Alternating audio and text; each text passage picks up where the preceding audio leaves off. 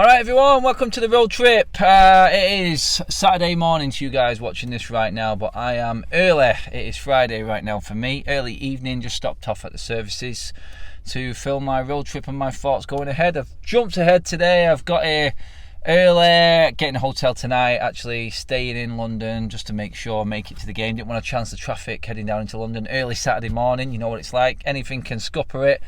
And tickets are not cheap. They're not cheap. Cost a lot of money to follow United. And I just thought, you know what? Let's just stay comfortable. Let's just get here early and get here on time, really. Because stupid o'clock kickoffs for United is all the rage this season, isn't it? I mean, looking ahead, Brighton, Saturday, 5:30, great. Brentford, 8 o'clock. Bank holiday Monday, fantastic. Thursday night, Chelsea. Jesus Christ, you'd have thought that United were actually still in competitions this season and fighting on all fronts. But all we've got is the Premier League and a qualification for the Europa League. That's it. That's reality. People will look at this and go, oh, we beat Arsenal today. We're right back in it. We said that against Norwich. You've seen what happened against Liverpool. Any team that's got any ability at all, or in fact a game plan, United struggle against. Liverpool had both. Liverpool had a game plan, attitude, determination, mentality, players in form, and they destroyed us. They played around with us. We were like a toy to Liverpool. Arsenal's going to be pretty much the same today. They've been in shocking form, and then all of a sudden, just when United are coming to town, what happens? They go and get a result against Chelsea at Stamford Bridge, and now they're buoyed, they're buzzing, prime position for top four. They win today, they then going into that Tottenham game soon in pole position, and that's going to be the game that decides the top four. Manchester United, and all we're playing for is the chance to upset Arsenal and stop them making Champions League football. Who'd have thought back when I was here at this service's last and it was West Ham away, I think we was getting our 5th win of the season, that I'd be saying that right now. Come back, fast forward a few months, Manchester United back end of April, and all we're playing for is the hope that we put on a performance in a game that's going to stop Arsenal from making the top four ahead of us. Oh, when you let that sink in, you just got to go back. You've got to just think to yourself and go, what the hell happened this season? And it's nearly over. 5 games to go. I've not got many road trips left, but it's quite poignant.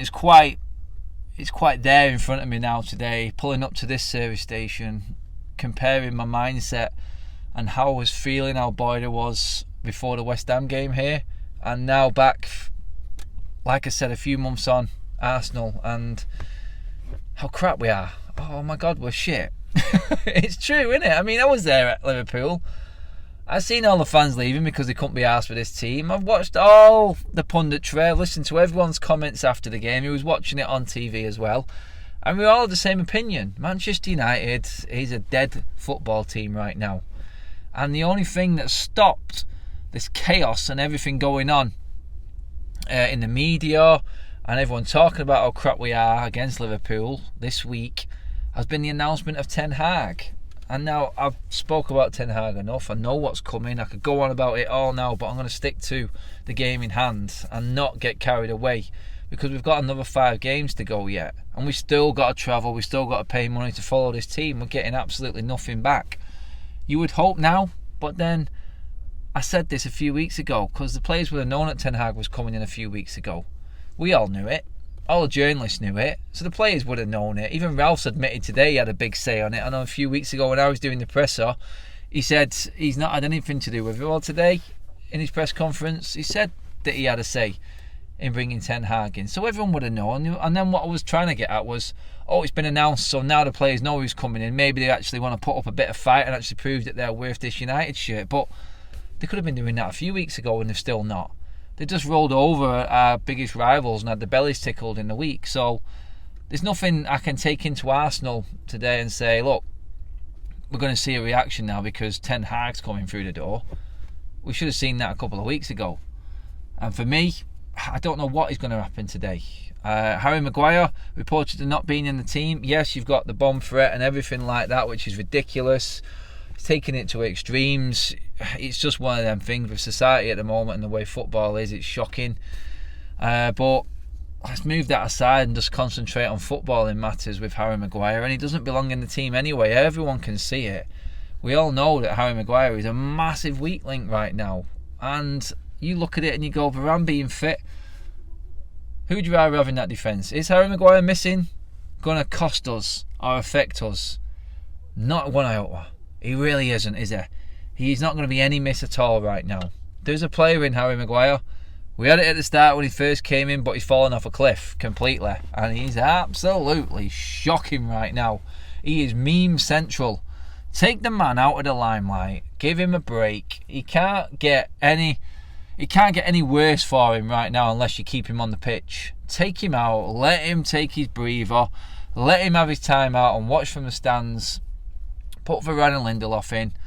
And you know what? I've said this all along. I've got no issue with players being dropped to the bench. You learn a lot from the bench. You learn a lot watching other players in your position. It gives you that bite. And his sister coming out and saying what she said the other day about them seeing him as one of the best performers this season. These are the people around these players, these entourages, that convince them that they're actually doing well. So it then takes a manager to come out and say, look, no, you're not. And I'm going to prove that you're not, because you're not getting in my team today. You need a timeout. You need to prove to me that you can come back and be the captain that Ole Gunnar Solskjaer thought he was. Oh, let's not even go there. I'll end up going back to where I was earlier on in the season again if I carry on with Ole. But he made the mistake, in my opinion, of putting Harry Maguire as captain. Thought it was too soon anyway. And with the big players that have come in, he's just fallen under the pressure. Take him out, let him learn his lesson. Harry, earn your way back in. And believe me, he will start to learn. He will realise, because his sister's comments on social media prove to me that the entourages and the people around these players are telling them that they are something that they are not. And it's going to take a manager with balls to make the call, to take him out of the team, out of the limelight, and say, look, you ain't all that. So don't listen to the people that know absolutely nothing about football because they haven't been in that situation. Listen to me. Ralph's got to have the balls to make that call, and whether his hands are tied behind his back or not, there's a few questionable decisions and starting positions and players coming in this season that have started to creep in, and I don't know if it's him not having the power that he wants. The way he goes on with press conferences, you can see that he's not happy, but he's still putting them players in and they're failing him, and you can't keep putting them in if they're playing crap. Paul Pogba looks like he's done and dusted at United. Are we bothered? No, it's a disappointing end to a disappointing second spell for Manchester United. It looked like we had the Paul Pogba in that first season, couple of trophies, scoring in the final, brilliant link up with Zlatan, but since then, really, what has Paul Pogba done? He had a good spell, middle of last season I think it was, when we went top of the league, but then he disappeared again. And then again this season, fits and starts, great at the start, disappeared. Injuries. The man's injury record's ridiculous on its own. There's no reason why United should be spending $500,000 a week wages on Paul Pogba. I could go on about all of these players. I literally play McTominay, Matic and Bruno was a free today with Elanga, Sancho and Ronaldo up front. Hopefully Ronaldo is in the right frame of mind to play. We really are struggling for players. It would be Varane and Lindelof at the back with Tellez and Dalot for me with David De Gea in goal. That would be my team. What am I expecting? Absolutely nothing. Absolutely nothing. We're done. All we're thinking about is the end of the season as a fan base right now. Everyone's talking about it. It's the reason why the club released the statement about Ten Hag this week, just to deflect away from what is happening on the pitch. And until Ten Hag comes in, we're still going to get them same players that all they want to do is get on the beach and think about their next big contract and their next club where the pressure is not as high as it is at Manchester United. Because at Manchester United, the pressure is immense. Can you handle it? Well, the answer this season has been a clear no. And like I said all along, not having fans in stadiums is the reason why we finished second last season.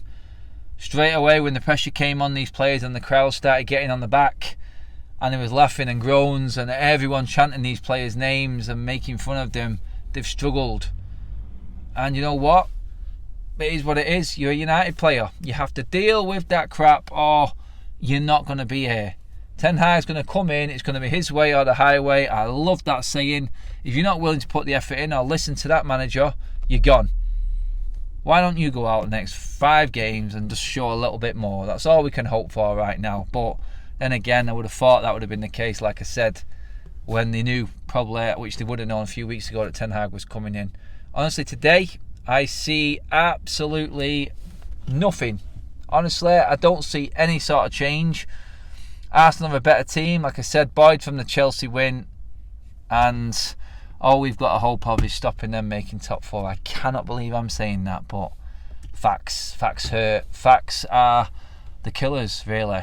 And the facts are we're embarking on our worst season ever.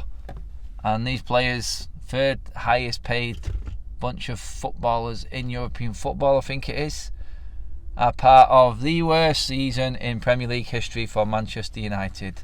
As the sun sets and starts to shine in my eye and blind me, I'm going to cut the video there, people. Cheers for watching. Hopefully I'll be outside the Emirates later on talking about that surprise that we all hope and laughing at Arsenal, because maybe we have dented their hopes of making Champions League, but it will be for a day, and then we'll drive home and we will hit the reality button again, and it will be United have had a shocking season, and all we're hoping for is one decent performance in a game, and that's Arsenal today. Guys, I'm out of here before this sun blinds me. Cheers for watching. Subscribe to United Stand. As always, give the video a like. I'll see you outside later for the fan vlog.